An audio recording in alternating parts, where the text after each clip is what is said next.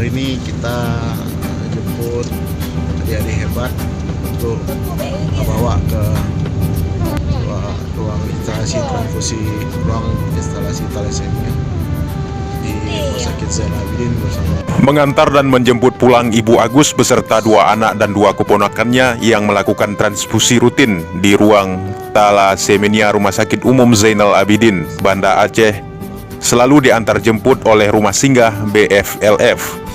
Kegiatan ini bukan saja hal baru yang dilakukan oleh Rumah Singgah BFLF.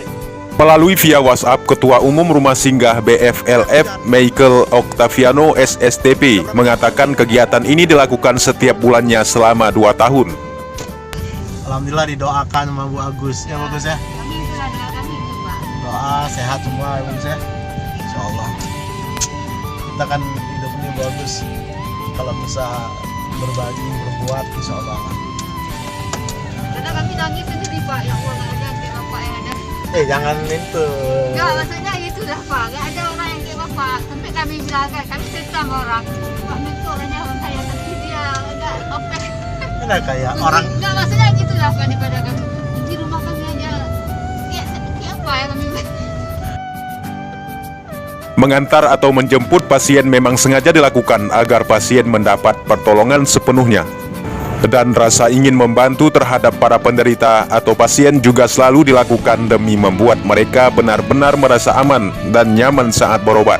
Rumah Singgah BFLF merupakan rumah persinggahan terhadap pasien kurang mampu. Bagi pasien dapat tinggal sementara dalam masa pengobatan di rumah sakit. Lain, pokoknya lain lah. Insya Allah Bu ya. Penting Ibu semangat besarin anak-anak, sabar jadi ulama nanti. Pokoknya setiap hari setiap bulan transfusi anggap aja jadi minum obat aja kan? Ya kan?